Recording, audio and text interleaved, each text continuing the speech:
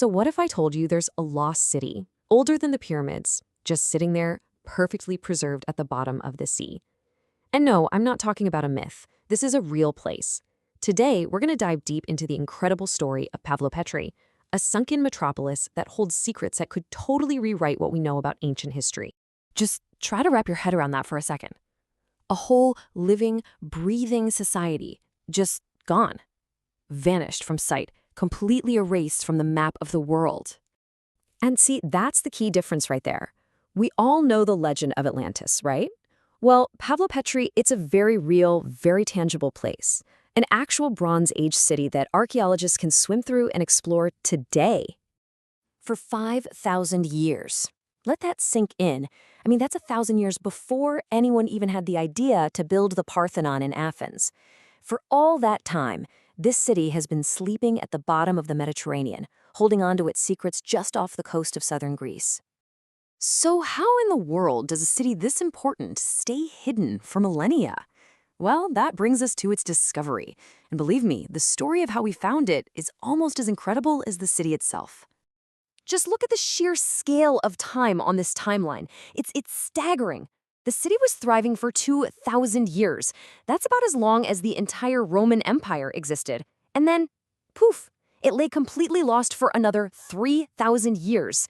To put that in perspective, Pavlopetri was a major port city when the Great Pyramids were being built over in Egypt. And then, in 1967, this oceanographer, a guy named Nicholas Fleming, was literally just out for a swim in the bay when he noticed something odd. Underneath the sand, he could see these clear outlines of walls and courtyards and even tombs. He had stumbled upon an entire, perfectly preserved ancient city completely by accident. Can you imagine? And that's exactly what makes this find such a game changer. It's not just a few scattered ruins. Nope, this is the world's oldest known submerged city, and it's so complete you can still trace the streets, the buildings, the courtyards, all laid out exactly as they were thousands of years ago. Okay, so we know how it was found, but what was it actually like to live there? This brings us to what life was like thousands of years ago. And thanks to some pretty amazing modern technology, we can paint a surprisingly detailed picture of this ancient place.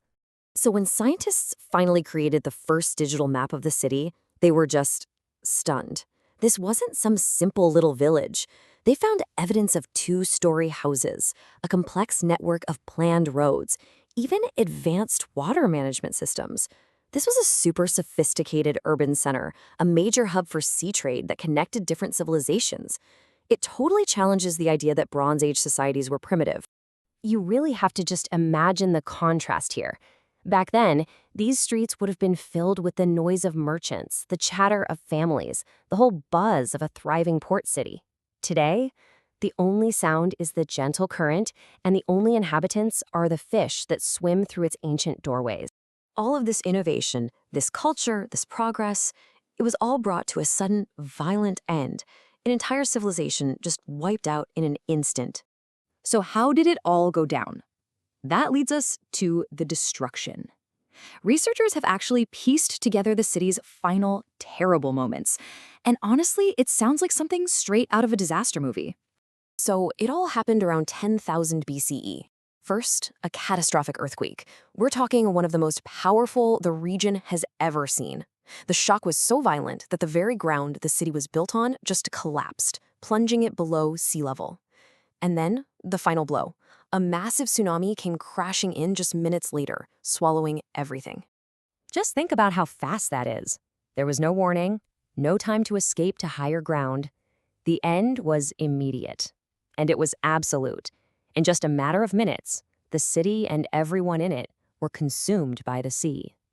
For 3,000 years, the city was just gone, lost to memory, becoming maybe a myth, maybe nothing at all.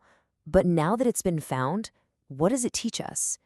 That brings us to its legacy, what we can call the ocean's lesson. Right now, Pavlopetri is just resting peacefully. The same sand that buried it also protected it, preserving its story for us to find. It's basically a time capsule, just waiting for the next wave of technology to reveal even more of its secrets. Ultimately, this incredible underwater world is a really powerful and humbling reminder. It shows us that even civilizations that seem so permanent, so eternal, they can be wiped away in a flash. The very ground we're standing on could be at the bottom of the sea tomorrow. And that leaves us with one last kinda tantalizing thought. Remember, Pavlo Petri was found by accident. So, how many other lost worlds, other stories of humanity, are still out there, hidden beneath the waves, just waiting for someone to look a little closer? What do you think?